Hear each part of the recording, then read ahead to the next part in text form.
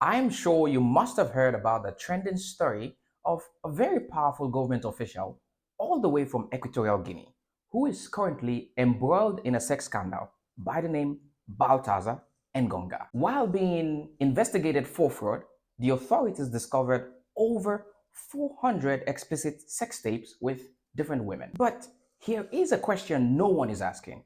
Who leaked the tapes and what rights have been violated? Let's talk about the laws at play when it comes to intimate recordings, hashtag sex tapes. Around the world, releasing explicit content without consent is a criminal act. It violates privacy laws, leads to emotional and reputational damage, and invites serious legal consequences. Baltazar's case is very unique and interesting because the tapes weren't just discovered, they were leaked, and most likely by the very authorities who were investigating him. The authorities who conducted the raid were investigating financial crimes, not explicit content. And by exposing these 400 plus tapes without a clear legal motive, the authorities may have violated multiple rights, and Mr. Baltazar should be able to press charges. Now, let's come to you.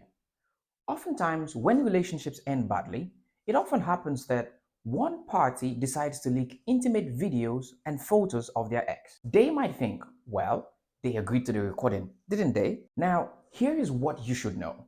Agreeing to be recorded is not the same as agreeing to be shared. Releasing intimate content without consent isn't just a breach of trust, it is a serious crime and you could be on your way to jail. If you ever feel like leaking intimate content without consent, here are some of the laws you might be violating. Number one, privacy laws. Although I will never understand why you choose to record, but still, your private moments belong to you and you alone, period. Number two, defamation laws.